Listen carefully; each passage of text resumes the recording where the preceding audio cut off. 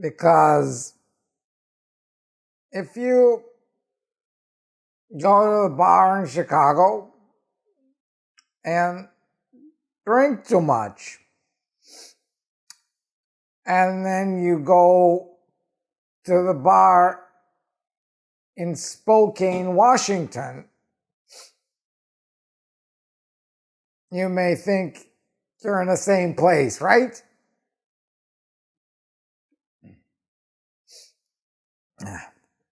My name is Andrei Minkov. I'm the founder of Trademark Factory, and in this video, I'm going to share with you my thoughts about yet another trademarking screw-up. This time around, it's a trademark dispute between a Chicago bar and a Spokane speakeasy.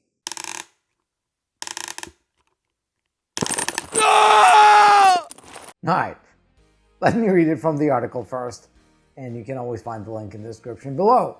Chicago bar's trademark forces new Spokane speakeasy to change its name.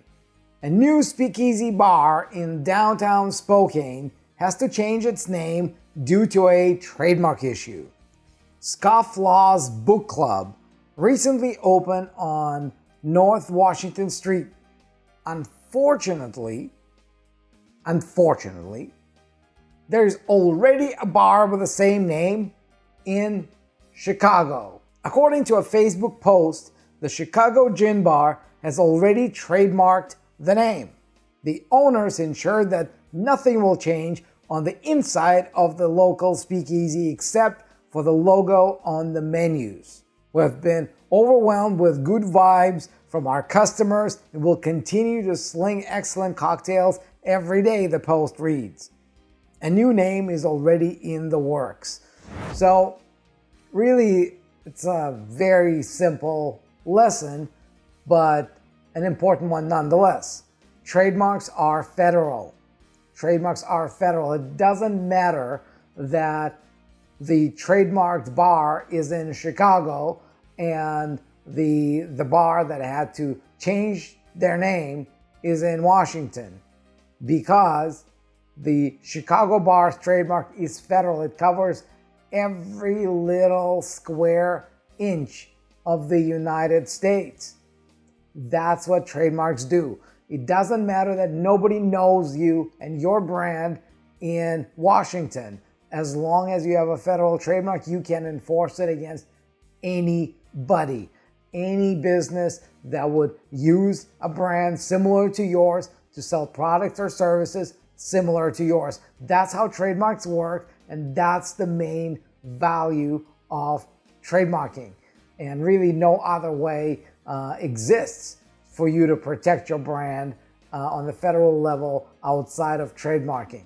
And the second lesson here is that when you're starting out, the brand itself may not be as important, so that Spokane Speakeasy Bar is actually feeling pretty good about the fact that, well, yeah, okay, nothing changes, we're going to change the logo on the menus. But imagine if Chicago Bar didn't find out about the Speakeasy Bar until that Speakeasy Bar became big. Maybe they decided to open a second location, maybe the third location. They started franchising, and then boom! They get a letter from the Chicago lawyer saying, hello, we see you're trying to expand your operations. Well, guess what? We own this trademark and you can't. So none of their plans to franchise would work, right? They would have to change everything. So again, they're lucky that this was caught early, when they don't really care about what the name is. They'll come up with a different name, and hopefully this time around, they're going to do it right. And when I say they're going to do it right, is that they will have somebody do a thorough, comprehensive trademark search to make sure that the new name they're going to pick is actually the name that they can own. Because there's no reason in the world for you to spend a minute of your life or $1 out of your pocket building a brand that's not yours, building a brand that you do not own, building a brand that you can't protect, building a brand that you can't monetize, that you can't sell. or as in this case, building a brand that can be taken away from you like this. So good that they have local customers who frequent their marvelous establishment. Good that they'll be able to get over and switch to something else.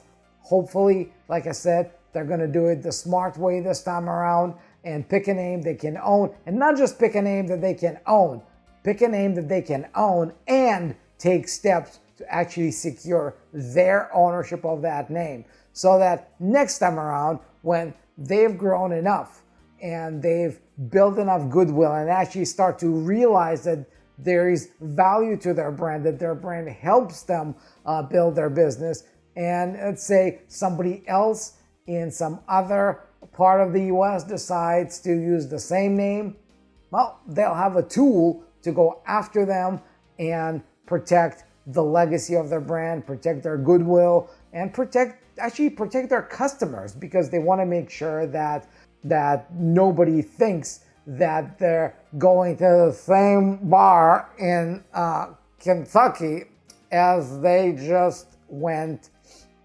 in Spokane, right? Okay, I hope you found this video interesting, funny, and useful, right?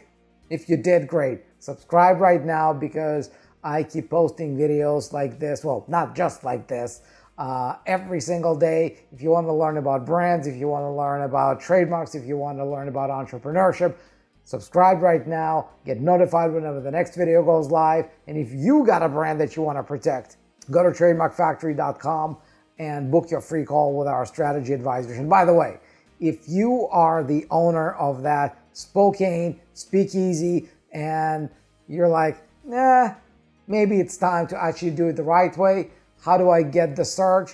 Well, guess what? Same way. You go to trademarkfactory.com, you book a call, and once you join the family, once you join the Trademark Factory family by becoming our client, the first thing we're going to do is we're going to do the comprehensive trademark search to see if the name you picked is even trademarkable. And if it is, great. We're going to go and trademark your brand. If it's not trademarkable, then you can either get a full refund, or you can come up with other names until you pick a name that you love and that will tell you is trademarkable, right? And from there, one flat fee that covers everything from start to finish with a 100% money back guarantee if we can deliver on the promise that your brand will be trademarked.